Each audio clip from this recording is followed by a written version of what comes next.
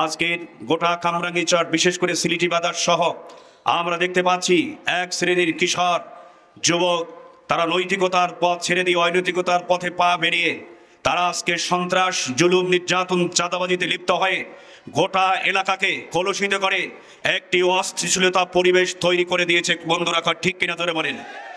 আমরা এর কঠোর প্রতিবাদ জানাই, তীব্র নিন্দা জানাই। কিন্তু পবিত্র কোরআনুল কারীমের মধ্যে আল্লাহ তাআলা বলে দিয়েছেন, নিশ্চয়ই মদ এবং জুয়া, প্রতিমা, সার সমূহ সকল ধরনের এই সমস্ত চাঁদাবাজি সন্ত্রাসী কার্যক্রম যেগুলির মাধ্যমে মানুষের জান মালের ক্ষতি হয়, মানুষের জান মাল বিনষ্ট হয়, এগুলি নিশ্চয়ই শয়তানের কর্মকাণ্ড। কথা ঠিক কিনা? একজন মুসলিম দাবি করলে, একজন নবীর উম্মত দাবি করলে কখনো সেই মুসলিম নবীর উম্মত সন্ত্রাসী কার্যক্রম সহ মাদক চাঁদাবাসের সাথে, সন্ত্রাসী খুন গুম হত্যার সাথে সম্পৃক্ত হতে পারে না। কথা ঠিক কিনা?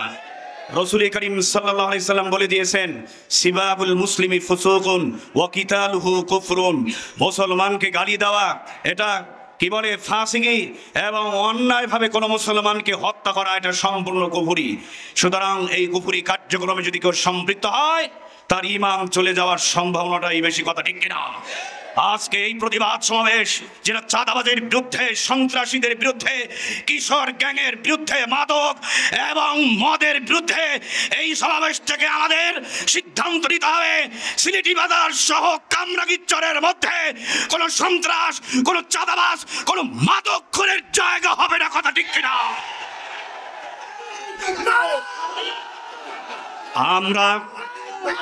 আমরা ইসলামী আন্দোলন বাংলাদেশ পীর সাহেব চরমনায়ের পক্ষ থেকে, খেলাফত আন্দোলন বাংলাদেশের পক্ষ থেকে, কামরাঙ্গীরচরের সর্বস্তু আলেম সমাজ, ইমাম সমাজের পক্ষ থেকে স্পষ্টভাবে বলে দিতে চাই, গোটা বিশ্বে সমস্যায় জর্জরিত হয়েছে, তার মধ্যে অন্যতম সমস্যা হলো সন্ত্রাসবাদ। কথা ঠিক কিনা?